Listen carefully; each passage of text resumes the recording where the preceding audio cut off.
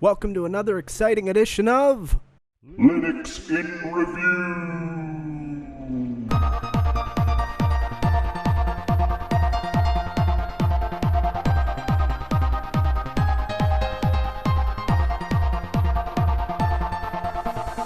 Welcome again to Linux in Review.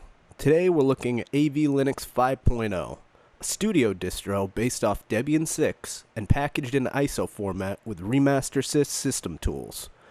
This marks my first review of a distro coming stock with the LXDE desktop. AV Linux aims to be a complete and extremely stable multimedia environment that can be run on even archaic hardware. I was impressed to see that with a 1-hour install time of vanilla Debian, install itself took 15 minutes. And I love the graphical installations where I can browse the web while I wait rather than watching a timeline tick by. The choice of LXDE is perfect for production purposes. It's not the most beautiful desktop on the planet, but it excels at productivity using minimal system resources. Even from a live boot off DVD or USB, the distro loads fast and is highly functional. During my test period, I went to a friend's studio, plugged it in with a live USB, and started doing some recording of his band. I was extremely impressed. Since the computer in his studio was about 5 years old, even from the live boot, AV Linux outperformed Windows XP on that machine. A nice bonus is the manual included with AV Linux. It's right on the desktop and covers installation and common problems. You will probably find more programs here than you know what to do with. I like the root terminal launch option and accessories. You have every highly functional Linux audio program available for your multimedia pleasure. GIMP and other graphics tools are included. Debian's Iceweasel Firefox rebranded web browser. There are many cool outboard jack plugins available to open. LibreOffice is there for your document needs. Some programming goodness. There are many mixers and sound card tools to choose from, all of which have strengths and weaknesses. There are a few pre-compiled VST plugins that you can load via the menu through WineASIO.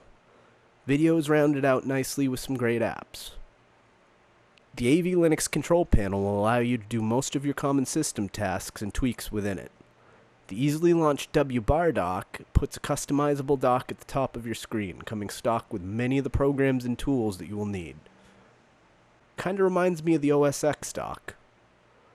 There are 2 versions of Ardor to choose from in this distro. You've got Classic 2.8.11, and then there's 2.8.12. The latter is known as Ardor VST, amply named because you can load VST plugins through it. Several have been included with this version of AV Linux. They can be loaded as standalone outboard plugins and patched in, or can be added in Ardor VST the same way any Linux native plugin can load with the plugin manager. While it may provide you with a must-have plugin from Windows, it also makes it much less stable. I've used it over the years in several different compilations and would not recommend it for recording use. It's a bit unstable. Great for post-production if you need a VST effect, but disconnects from jack and closes randomly happen all the time. I used to use Ardor VST quite a bit until I really got comfortable with the native Linux plugins and nice LV2 plugins started to hit the scene. I now have no use for it personally. A few Waves plugins are really the only thing I miss from my Pro Tools days, and they won't even run on Linux due to the iLok compatibility. Patchage is the default jack patch bay for AV Linux. It does a nice job of keeping things simple while giving you the power to easily plug an audio or MIDI output into any other input on the system. If you've never used Jammin', it's probably the best mastering tool ever devised. Once you have your final mix, run your track through Jammin' to have all the tools one could need for the final step of professional sounding audio goodness. The signal flow runs your audio first through an EQ that can be hand-drawn to get precise notches. Then the flow takes you into a multiband compressor and finally into a limiter. The clam chord data is a pretty neat tool. You can load a music file into it, waves or MP3s, and it figures out the notes being played. I've used this several times while doing remixes. It makes life much easier than guessing at notes till you get the sound right. For anyone that remembers my Ubuntu Studio review, you will no doubt remember my disdain for OpenShot. This version being used in AV Linux is the first I've used that actually works. It's a bit sluggish when you first load files, but once you had them loaded, it's actually a pretty good open source editor, including plenty of effects and transitions to make the average video project come to life. Also included is Cinelera. It's a more feature-rich video editor, but has a serious learning curve. Included on their website is a manual of several hundred pages to teach you how to use it. XJDO is a video player that includes sync options with jack transport and MTC.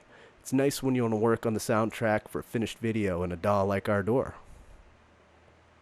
Another one of the nice built-in functions of AV Linux is the CPU scaling with an included tray app to make changes.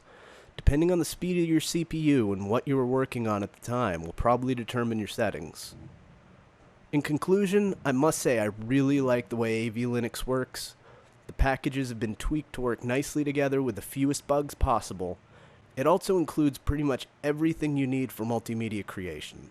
The AV Linux forums are a wonderful group of people eager to help you out with problems. It feels, though, as if you really shouldn't stray too far from the included packages. While you can download anything from the Debian repos through the Synaptic Package Manager, you probably don't want to do too much addition. It is, in fact, not recommended to do a terminal upgrade of packages or the distro. It's recommended that you only do updates through Synaptic to keep compatibilities to a maximum. I'd recommend this distro to anyone that already has a decent amount of audio or video creation knowledge, even if they didn't know Linux at all. I'm not sure I would recommend this to the first-time Linux user or to new multimedia creationists, but I must say it ranks up there as my second favorite studio distro ever, and I love the portability and stability it brings to the Linux multimedia scene. Hope you enjoyed this review. Join us next time when we cover Ardor in depth and preview Ardor 3, now in alpha release. Thanks for watching.